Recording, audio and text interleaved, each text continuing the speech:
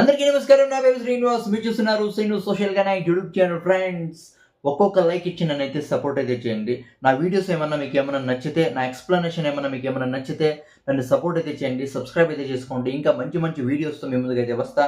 ఇక లేట్ చేయకుండా టాపిక్లోకి అయితే వెళ్ళిపోదాం. చూడండి, ఒక సివిల్ రైట్స్ ఎన్ఫోర్స్మెంట్స్ డైరెక్టరేట్ డీజీపీగా పనిచేస్తున్న ఒక రామచంద్రరావు చూడండి ఎంత ఎంజాయ్ చేస్తున్నాడో. అబ్బాబ్బాబ్బా, ఒక రాష్ట్ర డీజీపీ కార్యాలయంని బెడ్రూమ్ చేసేసినాడు. పోండి, ఎలాంటి వీళ్ళు ఎలా పబ్లిక్ని ప్రొటెక్ట్ చేస్తారు, వీళ్ళని నమ్ముకుంటే ఎలా పబ్లిక్ ఎలా బతుకుతారు, పబ్లిక్కి వీళ్ళు ఎలా న్యాయం చేస్తారు, అవునా కదా?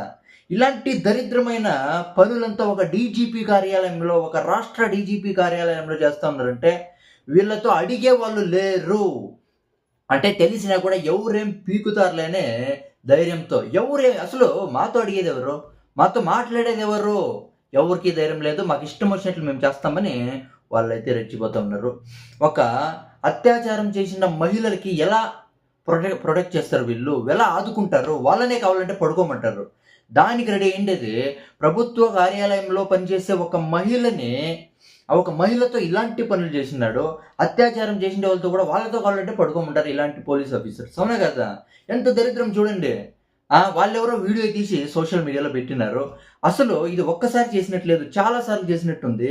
ఒకసారి ఏమో డ్రెస్ వేసుకుంది, ఒకసారి చీర కట్టుకుంది, ఒకసారి యూనిఫామ్లో ఉన్నాడు ఈ పోలీస్ ఆఫీసర్ రామచంద్రరావు, ఇంకోసారి వేరే డ్రెస్లో ఉన్నాడు. ఒక అత్యున్నత స్థానంలో ఉండే ఒక రామచంద్రరావు ఇలాంటి పని చేస్తున్నాడంటే వాళ్ళ కింద ఉండే పోలీసులు ఇంకే లెవెల్లో ఉంటారో మనం అయితే అర్థం చేసుకోవచ్చు. వీళ్ళు ఎలా పబ్లిక్ని ప్రొటెక్ట్ చేస్తారు? ఇదేమన్నా హరాస్మెంట్ అంటే ఇది హరాస్మెంట్ అయితే కాదు.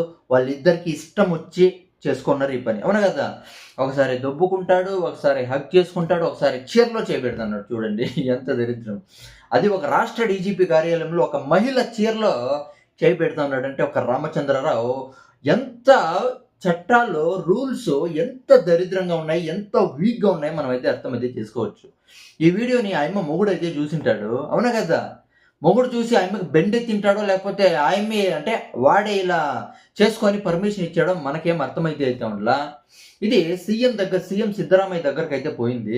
చాలా అంటే చాలా పెద్ద స్ట్రిక్ట్ యాక్షన్ తీసుకుంటాం అనేది చెప్పినారు. అది ఎంత పెద్ద స్ట్రిక్ట్ యాక్షన్ తీసుకుంటారో మనకైతే తెలియదు. యాక్షన్ తీసుకుంటే సరిపోవద్దు, సస్పెండ్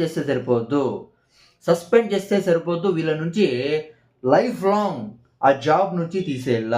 ఇంకోసారి ఇలాంటి పని చేయాలంటే పోలీసులు గడగడలాడిపోవాలా. అసలు ఈ పోలీస్ జాబ్ నుంచినే ఇంకోసారి ఈ పోలీస్ జాబ్లో అడుగు పెట్టకూడదు. అలా చేయాలా? అలా చేస్తారా? చేయరు. అందుకే వాళ్ళకి ధైర్యం. ఏం చేస్తారులే, ఎవరేం పీకుతారులే అని ధైర్యం, అవునా కదా?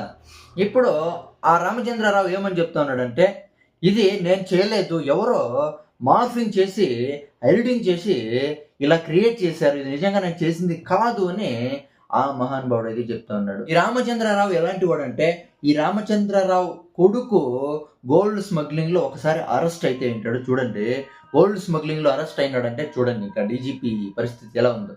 దీని గురించి మనం ఎంత మాట్లాడుకున్నా తక్కువే. ఏం చేసేది, ఏం చేసేగా వెళ్ళా, చూసిందమ్మా వదిలేసిందమ్మా. చాలా మంది చాలా రకాలుగా కామెంట్స్ అయితే చేస్తున్నారు. ఎవరు ఎన్ని చేసినా కూడా వాళ్ళు చేసేదే చేస్తారు, అవునా కదా? ఇక దీని గురించి మీరేమనుకుంటారు కామెంట్ అయితే చేయండి. నా వీడియోస్ ఏమైనా నచ్చితే వీడియోని లైక్ చేయండి, షేర్ చేయండి, సబ్స్క్రైబ్ అయితే చేయండి. బై.